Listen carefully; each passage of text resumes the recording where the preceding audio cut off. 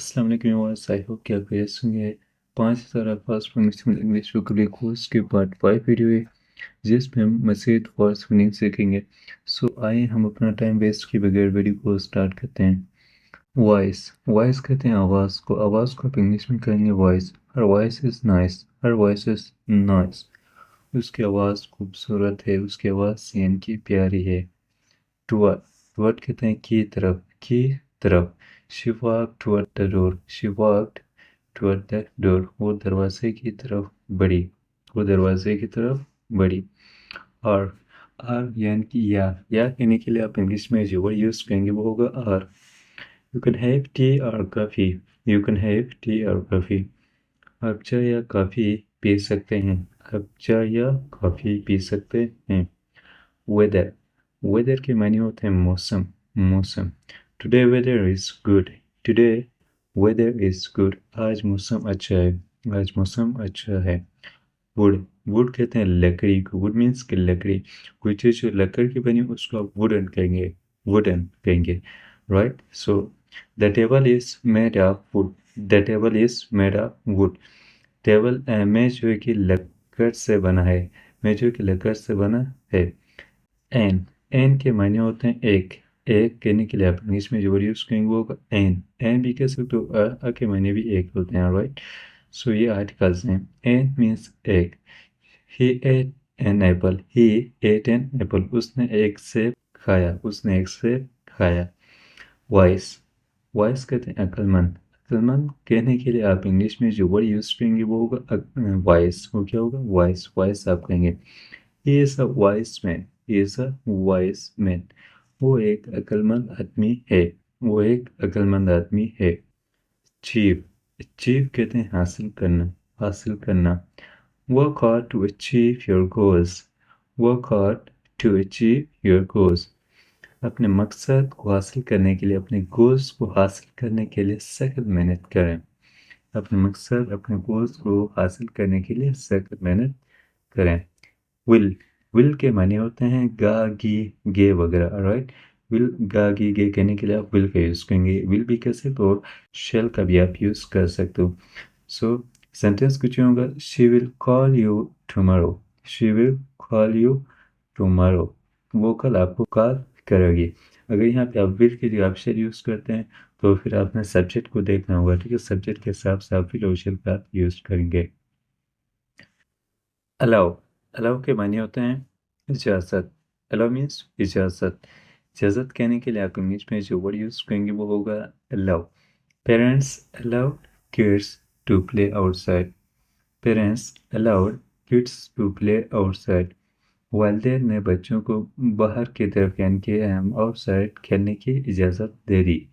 वालिदैन ने बच्चों को बाहर की तरफ खेलने की इजाज़त दे दी। एडवाइस एडवाइस कहते हैं मशवरा देना या कोई आप सलाह देना, नसीहत करना को आप इंग्लिश में जो वर्ड यूज़ करेंगे वो होगा एडवाइस।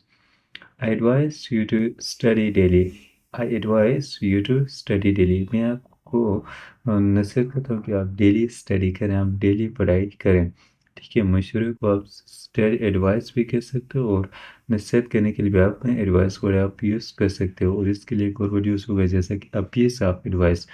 एक होता है piece of advice, piece of advice कहते हैं एक मशवरा, ठीक है। मैं कोई मशवरा दे दूँ, ये कहने के लिए आप यूज़ करूँगी a piece of advice, piece of advice, right. Next हमारे पास है माई। माई कहते हैं मेरा। मेरा कहने के लिए आप इंग्लिश में जो वर्ड यूज़ करेंगे वो होगा माई। माई भी कह सकते हो और आप माइन भी आप कह सकते हो, राइट। सो द सेंटेंस हमारे पास है this is my book, this is my book. ये बुक मेरी है, ये बुक मेरी है।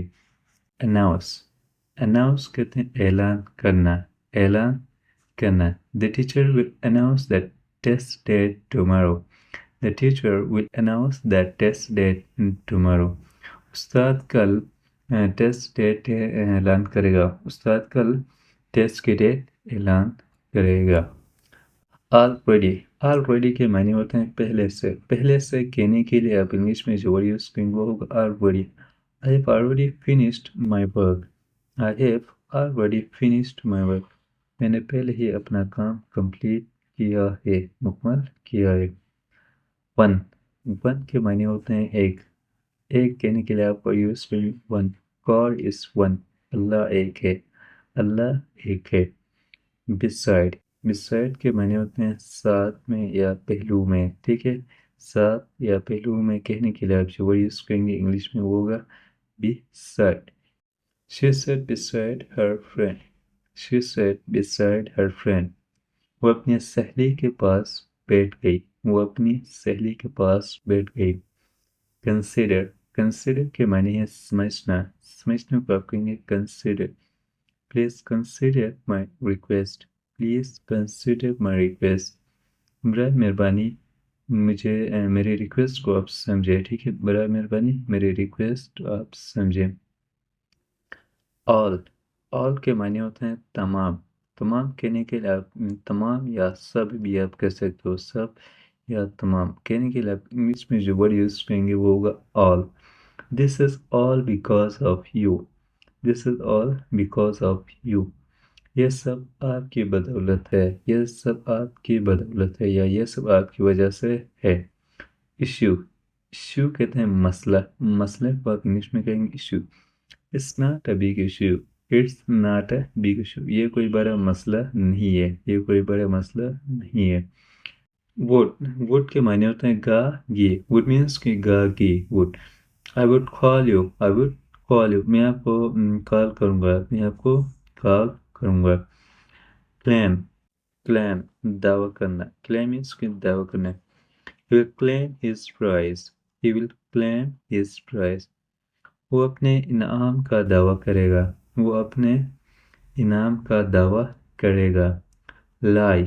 लाई कहते हैं झूठ बोलने वाला, ठीक है। झूठ को आप लाई कहेंगे। झूठ बोलना लाई। लाई होगा झूठ बोलने वाला। झूठ बोलने वाला। She tells a lie. She tells a lie. वो झूठ बोलती है। वो झूठ बोलती है। There. There कहते हैं वहाँ। There means वहाँ। There is a cat on the roof. There is a cat on the roof. वहाँ छत पर एक कैट है। वहाँ छत पर एक बिल्ली है। Alright, next हमारे पास है कंडीशन। कंडीशन कहते हैं हालत। हालत या शर्त को आप इसमें जो वर्ड आप यूज करेंगे वो होगा condition. Condition. Alright. The car is in good condition. The car is in good condition. Car जो कि एक अच्छे कंडीशन में है, सही कंडीशन में है। कार अच्छे कंडीशन में या कार सही कंडीशन में है। लास्ट हमारे पास है व्हाट। व्हाट के मायने होते हैं क्या। क्या कहने के लिए आप इंग्लिश में जो वर्ड आप यूज करेंगे वो होगा what. What is your name. What is your name. आपका नाम क्या है। आपका नाम क्या है। सो राइट, ये थी एक छोटी सी वीडियो। आई होप कि आपको वीडियो अच्छी लगी होगी। वीडियो अच्छी लगी तो वीडियो को लाजमी लाइक कर लें, और अगर आप हमारे चैनल पे फर्स्ट टाइम आए हो तो चैनल को भी लाजमी सब्सक्राइब कर लें, ताकि इस तरह की अच्छे और इन्फॉर्मेटिव वीडियो सबसे पहले आप तक पहुँच सकें और आप हमारी कोई भी वीडियो मिस ना हो। Thank you very much.